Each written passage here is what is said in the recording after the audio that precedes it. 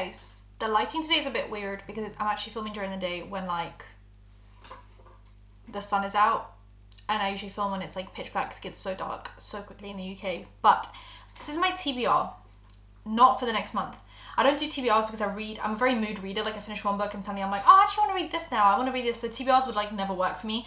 But this is a general TBR for this year essentially, but I'm hoping to keep it to like the next few months of books that are like on their way out of my bookshelf, mainly in the romance genre. I think this is all romance. These are basically all the romance books that like are on the chopping block.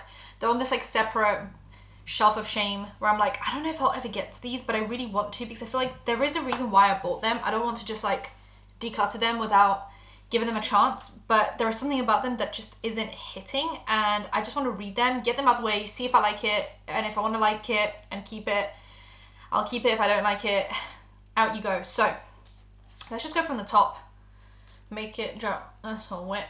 This is With Love from Cold World. I have the first one on my Kindle and I actually want to buy the first one, but because I'm already so iffy about this one, like I really like the covers and I want to be able to keep this one and the first one, but if I don't like them, I won't keep them. So I'm going to read the first one on my Kindle and I'm going to read this one, see if I like them. I've been seeing some mixed reactions to these. These seem to be very like hit or miss, and so I'm just like, oh, the sun is crazy.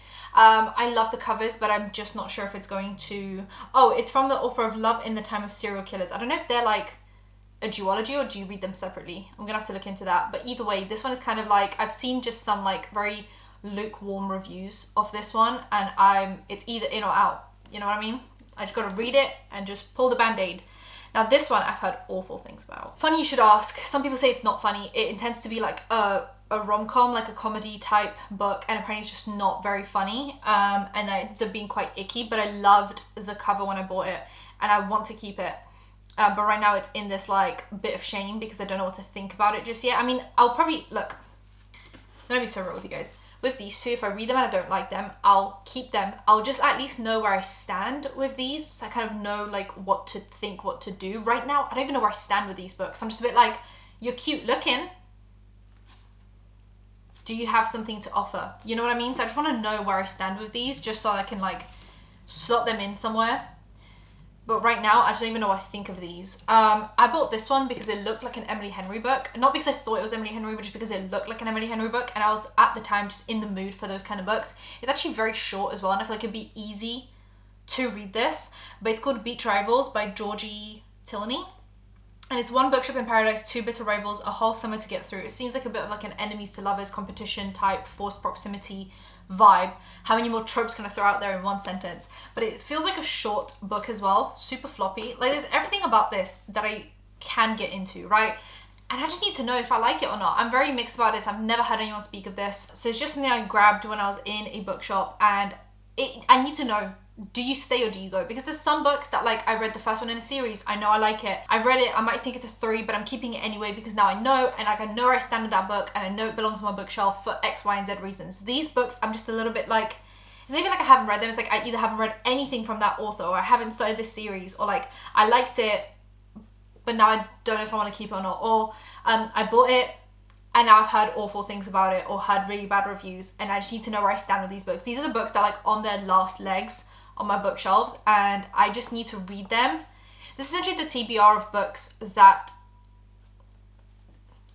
I need to decide if I'm keeping or leaving. So I've heard some things about this one. Now this one is called The Roughest Draft. It's about Austin Sigmund Broker. I think that's a man. I don't mean to say this in that way, but it's written by a woman and a man. Emily Wibberley and Austin Sigmund Broker. I tend to not really want to read romance written by men. I don't know. There's other things that I want to read by men. Romance, I like to leave to the girlies because they write it from the female point of view. If you're a man reading romance, you might want to read it from a man's point of view. I don't know. There's just something about the way men write women. Sometimes it's as if like, sometimes I have an issue with women writing men as well. So there's obviously that issue. It's not just like specific to men. I don't hate men, but there's just something about, but it's a duology. It's like a 2-author collaboration, kind of like Christina Lauren. It's 2 different people, and I used to think it was one person. Now this one is essentially they write books together, in the book, but they also write books together in real life. I don't know. They write books together in the book and then they get divorced, but their contract means that they need to write one more book. So they need to like spend time together to write a book. I've heard some good things about it. I've also heard some mid things about it. And I just need to know, do you stay or do you go? Because I'm not sure about it. These two I'm very unsure about. I just bought them on a whim because I heard like maybe one person mention them and I was like, fair enough. We've got The Girl He Used to Know by Tracy Garvis Graves. She's the best-selling author of On the Island, but Colleen Hoover actually gives it a thumbs up. Apparently the last 30 pages had me on the edge of my seat. This book is beautiful. So Colleen Hoover gives it a thumbs up. I don't think I've heard anyone else speak about this book and I still haven't read it. Like, it's been on my bookshelf for ages, probably like 3 years now, and I just haven't read it and I need to know, do you stay or do you go? I've heard one person, I think, mention this one time. It might have been Steph on YouTube. And it's called Out of Love by Hazel Hayes. And it's essentially a book written in reverse from when they broke up and kind of leaning back. I just don't know if I'm like emotionally ready to read this book. But it's been on my bookshelf for a while. It feels like a book that I'm never really super excited to get to. And I just need to get to it so that I know, do you stay or do you go? How many more times can I say that? We have It Happened One Summer by Tessa Bailey. I know a lot of you guys are probably going to be like, I love this book. But some of you guys might be like, I hate this book. Because a lot of people have very mixed reactions. It's also a very long book for a romance. I think romance should be capped at 300 pages. There is nothing else you could tell me post 300 pages that I will truly care about, okay? This is 397 pages. It's 100 pages over the word count that I want. Sorry, I swore. My bad. I'm trying to not do that. It's 100 pages essentially over the word count. I'm quite strict. Now I'm like, you have to really be knocking my socks off to be over 300 pages for me to not at least knock one star off. Because why are we wasting time doing basically the same scene in a different font over and over again? I hope this is good. Some people are saying that it's like a little bit secondhand embarrassment, a little bit cringy, a little bit icky, like a little bit very focused on smut and not like much else. So then like, why is it so long? Was it all the smut scenes? I've heard mixed reactions about Tessa Bailey. Some people think she's just like a good guilty read, but like, is it guilty read in a way that I'm actually gonna like enjoy it, or am I just gonna feel guilty? So you're like on the chopping block. I have one Tessa Bailey book. If I like it, I'll buy more. If I don't like it, you're out. We have Penelope Douglas, Birthday Girl. Penelope Douglas writes the guiltiest of guilty reads. A lot of them are like too guilty for me even. I've read Punk 57, which was a bully person you bully book. Like the love interest is bullying the girl. I don't know, I liked it-ish, but it was also like written in high school and it made me feel icky reading smut between teenagers as a grown woman. This one is a guilty read. If I like it, I'll keep it. I got rid of Punk 57 just because it was one of those, like, I read it, I liked it, but it made me feel icky a little bit because it wasn't like in my age range, and so I got rid of it because I was never going to read it again. This couple are not working. Apparently they're not working, as in not a job, as in the relationship doesn't work, okay? The guy is a bit of a head.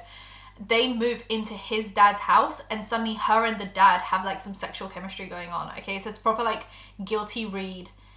Shouldn't happen, taboo, but apparently it's great. Apparently this is like one of her best pieces of work. So I'm excited to read it because I want to give Penelope Douglas another go, just because I did not mind Punk 57. I actually read it pretty quickly and I felt like I couldn't put it down, but it just wasn't a book for me.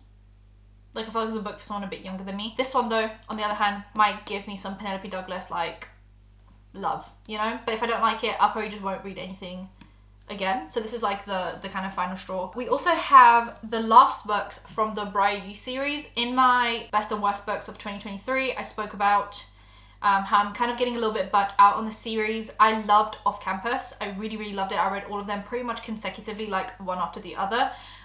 Then I took a massive break from Off Campus and started reading Briar You in the last few months. I read the first one, I really liked it. I think it was like a 3-4 star. Then I read the second one. It was a little bit worse, but I still kind of liked it. And with every book, I'm just feeling more and more detached from the series. I feel like the charm of the Off-Campus series was that it was just this big friendship group and they all knew each other and you would have like the mentions of the people in all the other books. With these, it's still kind of happening, but it's a little bit more detached. And so I read the first 2 books. I've already put them in the pile for selling, getting rid of. And then I'm going to finish these 2 and also get rid of them. But I just hope I do get around to finishing these, just because I want to like know that I finished the series, but I also just really want to get rid of these books. I've kept the Off-Campus series on my bookshelf. It's like somewhere here. But I got it in the new edition of like the graphic image covers, like these ones, and I used to have them in these ones with a girl, but they also have them in like the naked, half naked man version. I just want to get rid of these. They're like really tall, so they don't really fit in my bookshelf anymore that well, like in the other books. So if they come out with these in the new covers, I'm gonna be honest with you guys, I still probably won't get them. These are not what made me fall in love with Off Campus. Like, these are like okay, but they don't have the same charm to them, I think. So I'm just gonna read them, but like I just need to force myself to finish these so that I can just like get rid of them and just keep Off Campus on my bookshelves as it was intended. I also have these two by LJ Shen. We have Pretty Reckless and we have Vicious. So this is the Sinners of Saint series, and this one is another series. I can't remember what it was called. Anyway, we have these two. This is book one of one series and this is book one of another series by the same author, okay? And I have these, but the covers are so ugly. They're tall, just like the Elle Kennedy ones, which is fine, but sometimes that makes it a little bit difficult to try and like fit other books around these. Just resting them on my shoulders. The covers are, it's giving like Wattpad a little bit, which is fine. We all read a bit of Wattpad, or we still do, I don't know. I don't, but I used to. These are just not my favorite types of covers anymore. I mean, The Lesser of Two Evils, I prefer like a cringy, cartoony cover than this, okay? And I do prefer like a regular size book at this point. I feel like these are just a little bit too big. It feels like I'm reading like a manuscript or something, or like a script for a movie. I want to read these, since I already have them physical, I'm just going to read them physical, the first ones, and if I like them, I'll still get rid of them, but I'll get them on Kindle. Maybe they have them on Kindle Unlimited or something. I'll just get them on my Kindle, but if I don't like them, nothing lost, I'll just get rid of them. But a lot of you guys did say that you liked these books. I've mentioned this before, but I just want to be able to like get rid of them, purge my bookshelf a little bit, and that will basically free up essentially one whole bookshelf for me for books that I actually want to keep. But I need to decide which of these actually deserve the spot and which of these are out. So these are all kind of like meh feelings on the chopping block. If you've read any of these, like as you go, as you listen to the video, if you've read any of these, let me know what you guys think about them, and then that will kind of put them further up on my priority list. But I do want to get through these within the next like 6 months. That's like 2 of these a month ish. So yeah, let me know like what the priority list is, and if some of these are like god awful, do tell me, and if some of these are amazing, still tell me, okay? That's my TBR for the next like 6 months. So let me know, subscribe, hit that bell, like, comment for engagement. I'll see you guys in my next one. Bye guys.